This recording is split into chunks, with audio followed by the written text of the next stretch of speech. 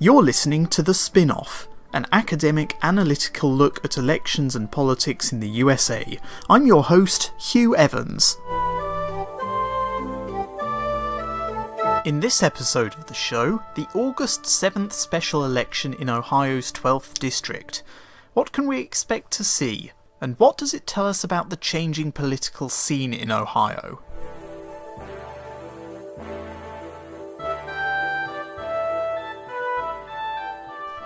So yes, as you heard, in this episode I'm going to be looking at what is very likely to be the final congressional election showdown before November's midterms. Ohio's 12th Congressional District has been vacant since January, when incumbent Representative Pat Tiberi resigned to head up the Ohio Business Roundtable.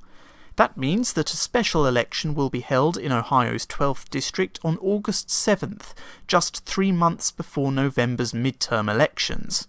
This will be the last special election before the midterms, as well as the last before the new Congress sits in January, and so the race is generating plenty of interest, as it could end up as an indicator of how the midterms could play out. Both parties are fighting hard for the win. The Republicans are putting forward Troy Balderson, a state senator from Zanesville, while the Democrats have put their hopes in Danny O'Connor, the Franklin County recorder. I'm going to be taking a look at what's happening on the ground, some of the polls and ratings, and we'll be thinking about what this election means not just for the politics of Congress, but for Ohio as well. For those of you who don't really know the geography of the district or of Ohio too well, the district covers a large swathe of central Ohio. It's got northern suburbs of Columbus in Franklin County, the entirety of Delaware, Licking and Morrow counties, along with large parts of Muskingum, Marion and Richland counties. It includes the cities of Zanesville, Newark, Dublin and Mansfield.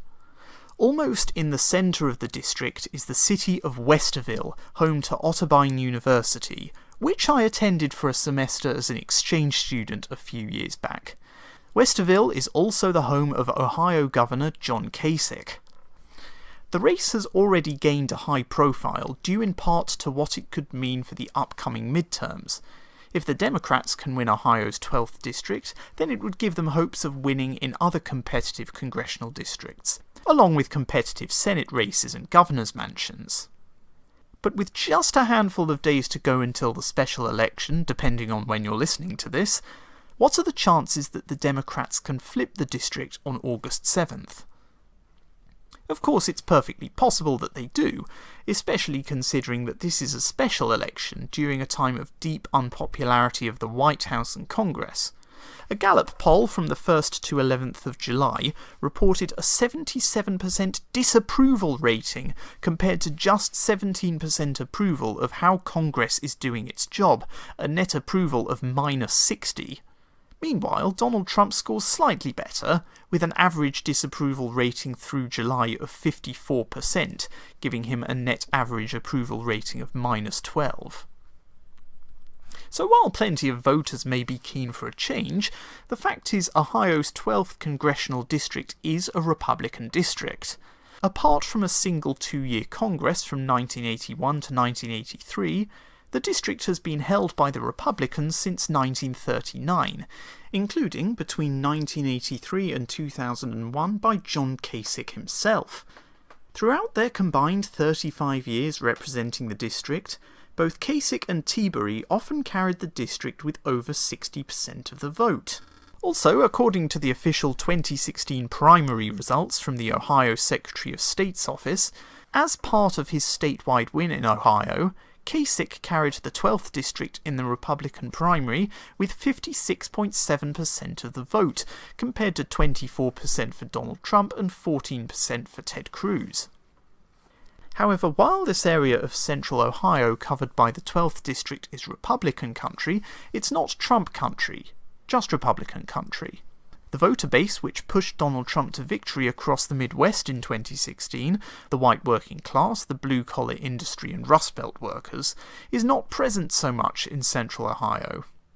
A study put out by the Bliss Institute of Politics at the University of Akron, which discusses Ohio as being made up of 5 Ohios, Northeast, Northwest, Central, Southeast and Southwest, describes Central Ohio as resembling the West in terms of professional and managerial roles and college degrees. So while Central Ohio is certainly Republican country, along with much of the rest of the state, it's not Trump country. It's probably more Kasich Republican country. Indeed, Kasich has given his endorsement to Troy Balderson, which will no doubt give him a boost among moderate and anti-Trump Republicans in the district.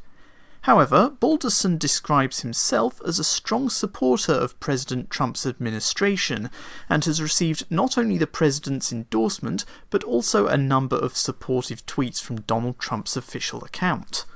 O'Connor, meanwhile, has largely stayed away from attacking or criticising Kasich so far in his campaign, most likely as an attempt to appeal to those anti-Trump Republicans who may be looking for a change in Congress. Meanwhile, O'Connor's support for the Democrats' leader in the House of Representatives, Nancy Pelosi, has been lukewarm at best. On a number of occasions, including on a Tuesday, July 24th edition of MSNBC's Hardball with Chris Matthews, O'Connor initially said he would not support Pelosi for House Speaker, saying that change was needed on both sides, later saying that he would support whoever the Democratic Party puts forward. To some, this might paint O'Connor as a flip-flopper. To others, he might just be keeping his options open. So these factors in mind, how is the election looking so far? Let's have a look at some polls. For much of the campaign, there wasn't actually that much polling conducted. Polls from June by Monmouth and JMC Analytics showed Balderson leading by 9 and 11 points respectively, with shares of 48 to 39 and 46 to 35. The lack of polling might have suggested that polling companies did not think this race was going to be very exciting. However, a new poll from Monmouth, published on August 1st, had both candidates effectively tied, with Balderson on 46 and O'Connor on 45, so the race is still very much ongoing. However, even though this poll does appear quite close if you look at it, effectively Balderson hasn't lost any votes from this. O'Connor has gained votes, quite probably from undecided voters, but Balderson's vote is actually holding up, so he's maintaining the same level of support that he had, which isn't bad news for the Republicans. I also want to mention a couple of polls that have been released from O'Connor's campaign. One gave Balderson a lead of 5 points, and there was another which actually had O'Connor 2 points up.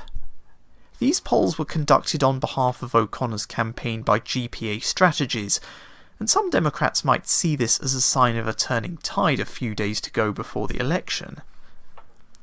My reason for mentioning these polls is more of a general reason rather than one specific to this campaign though. Polls conducted on behalf of candidates in an election need to be treated with caution.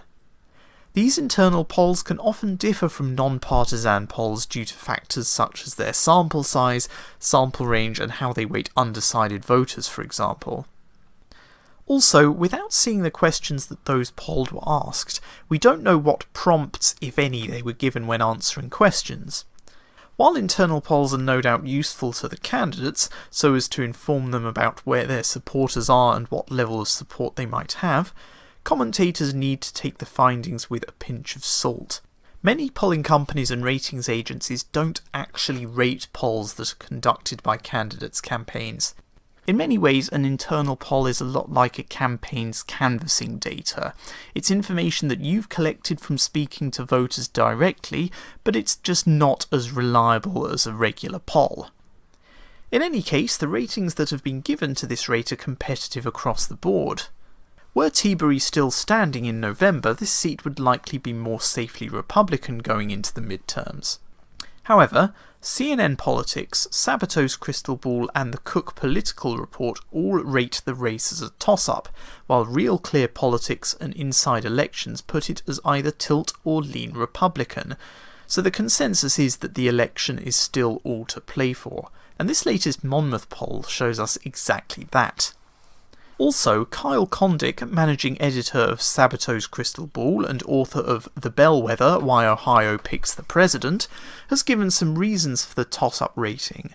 Writing in a Tuesday, July 24th edition of Sabato's Crystal Ball, Kyle cites early voting being stronger for the Democrats than in 2016, and the popularity O'Connor may command in the areas of Franklin County closest to Columbus which are covered by the district, as being factors that give O'Connor at least a fighting chance, if not victory in the race.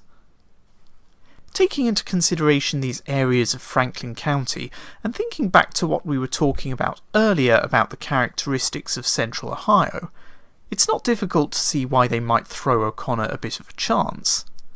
Columbus is a growing city where business and tech sectors are booming, and with this growth comes an increasing suburban sprawl.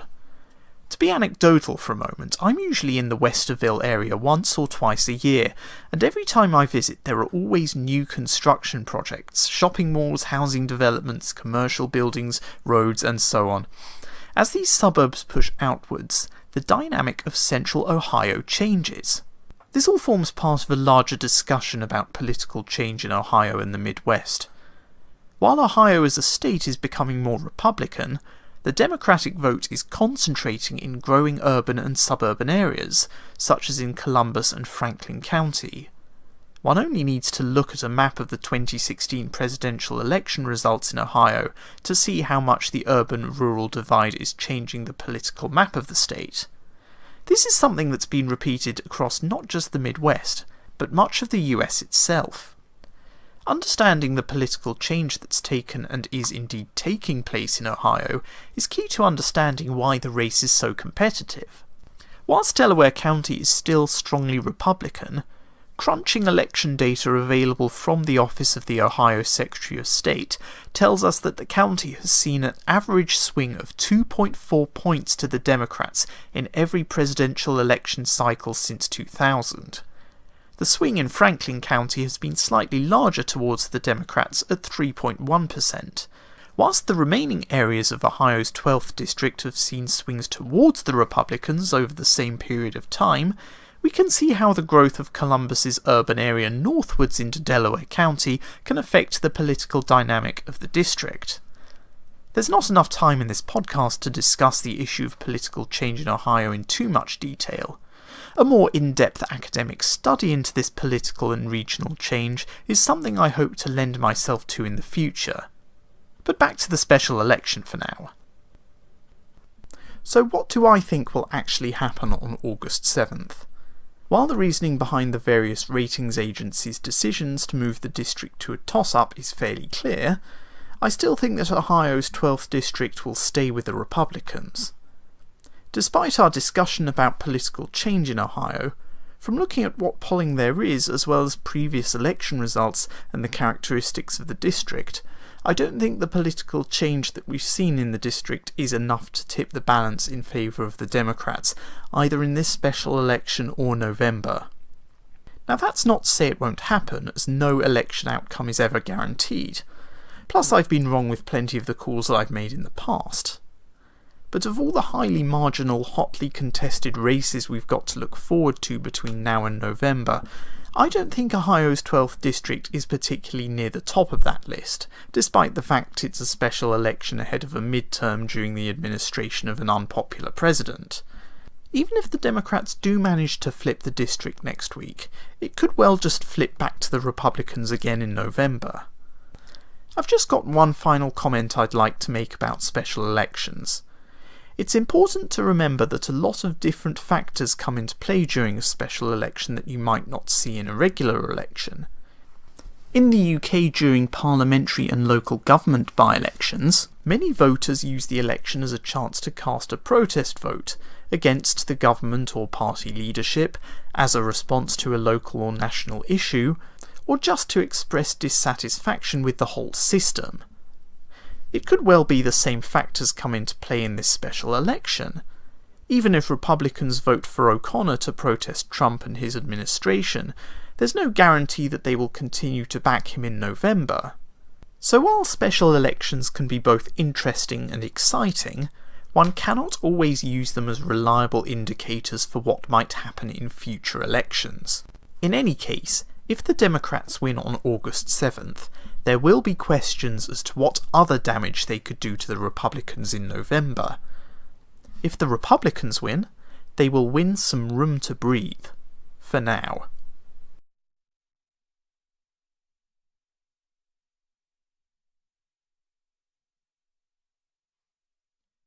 I hope you've enjoyed this episode of The Spin-Off, and thank you for being able to join me. The music is Augustus Rises, composed by Jeff Briggs and Roland J. Rizzo from the soundtrack to Sid Meier's Civilization 2.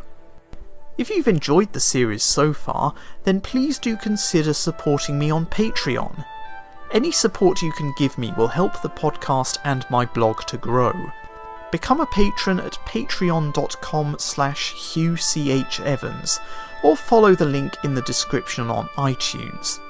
Check out my blog at hughchevans.wordpress.com for other analysis, commentary and occasionally opinion, and follow me on Twitter at HughCHEvans for all my updates. Thank you for joining me. I'm Hugh Evans, signing off.